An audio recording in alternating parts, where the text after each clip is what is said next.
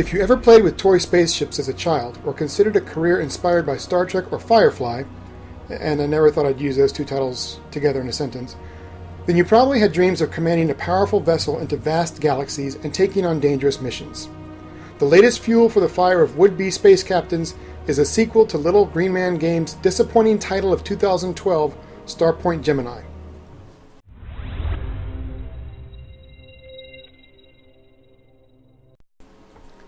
The original Starpoint Gemini was given many poor reviews which criticized the game's lack of depth and the unbalanced mishmash of playstyles which failed to live up to fans of any of the attempted genres.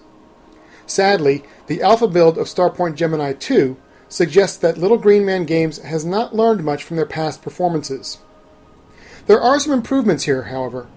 Graphics are cleaner and crisper, effects are a bit more dazzling, and the interface has a bit more character. Voice acting is still harsh on the ears. For example, your onboard ship computer sounds like my 9th grade math teacher. I suggest checking the star chart, Captain. New missions are available.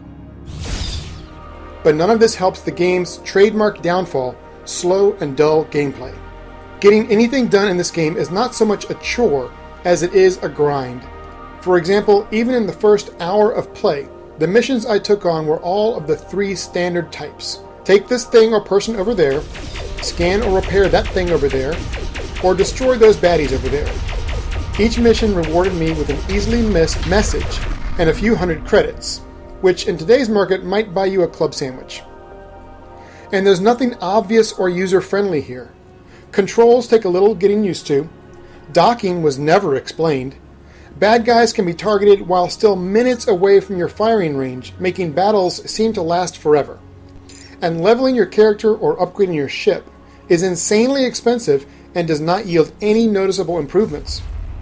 The lack of any plot or main quest line means that once you start a new game, you are tossed out into the black with a ship and some gear and nothing else.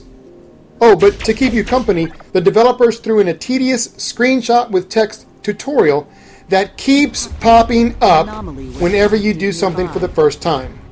But in all fairness, you will need to read those painful tutorials if you want to figure anything out. Finally, I need to say something about the lack of originality here.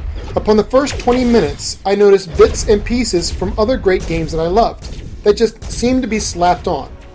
The ship ability effects and combat mechanics are very similar to Star Trek Online. The waypoint and star chart system remind me of Freelancer. Even the horrible tutorial is almost a direct click-by-click copy of the tutorial for Endless Space.